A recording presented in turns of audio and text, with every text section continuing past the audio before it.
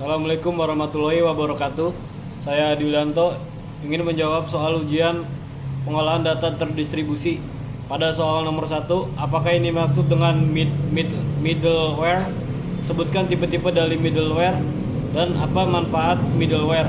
Yang pertama yaitu middleware adalah perangkat lunak komputer yang memberikan layanan untuk menggabungkan bagian-bagian berbeda dari sebuah aplikasi dengan sistem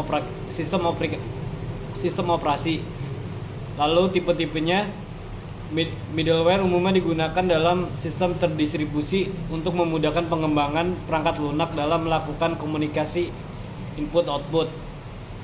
Yaitu tipe pertama, layanan sistem terdistribusi, yaitu komunikasi kritis, program to program, dan layanan manajemen data. Terdiri dari RPC, MOM atau Message Oriented Middleware, dan ORB. Lalu yang kedua tipenya yaitu layanan aplikasi. Akses ke layanan terdistribusi dan jaringan yang termasuk layanan aplikasi adalah TP, yaitu Transaction Processing, monitoring, dan layanan database seperti Structured Query Language atau SQL. Lalu yang ketiganya layanan manajemen middleware, memungkinkan aplikasi dan fungsi dimonitoring secara terus-menerus untuk meyakinkan unjuk kerja yang optimal pada lingkungan terdistribusi. Lalu pada manfaatnya, mengalokasikan suatu layanan secara transparan pada jaringan, menyediakan interaksi dengan aplikasi atau layanan lain, tidak tergantung dari layanan jaringan, dan handal dan mampu memberikan suatu layanan, diperluas atau dikembang kapasitasnya tanpa kehilangan fungsinya. Lalu pada soal nomor 2, dalam mempelajari SQL kita mempelajari istilah DDL dan DML. Coba silakan Anda mempelajari apa pemahaman dari istilah tersebut. Yang pertama yaitu DDL disebut data definition language, yang berhubungan dengan mendefinisikan struktur database, yaitu terdiri dari create database atau membuat database, rename database atau melakukan ganti nama database, atau alter database yaitu menambahkan database yang sudah ada, dan drop database yaitu melakukan delete pada database. Lalu pada DML disebut data manipulation language, perintah SQL yang berhubungan dengan manipulasi atau pengolahan data dalam tabel.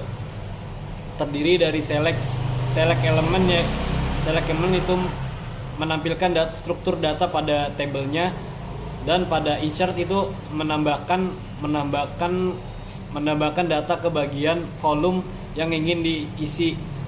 Lalu update yaitu melakukan update pada kolom sebelumnya yang ingin dilakukan update, yaitu delete melakukan delete pada data yang sudah ada dan ingin di-delete.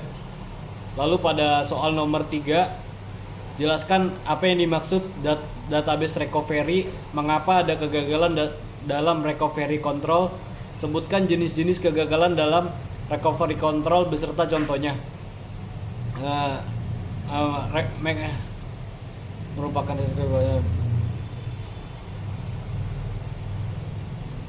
rekomendasi database recovery merupakan untuk mendeteksikan kegagalan recovery database agar tetap dalam keadaan konsisten pada saat kejadian kegagalan.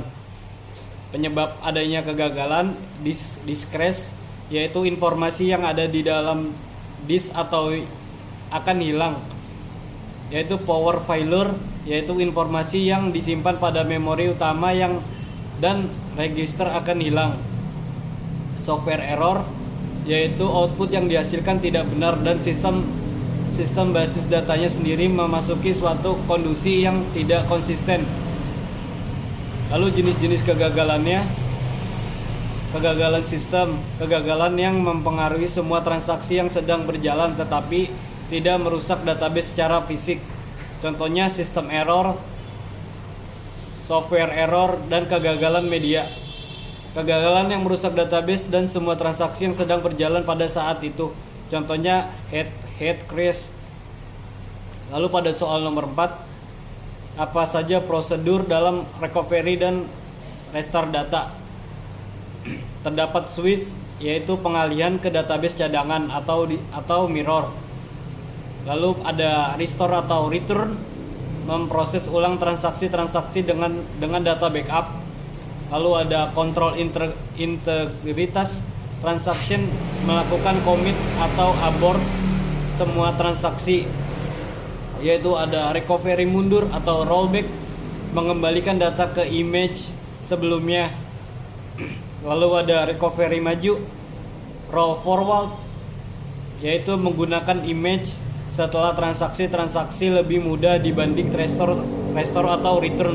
Sekian dari saya, kurang lebihnya mohon maaf. Assalamualaikum warahmatullahi wabarakatuh.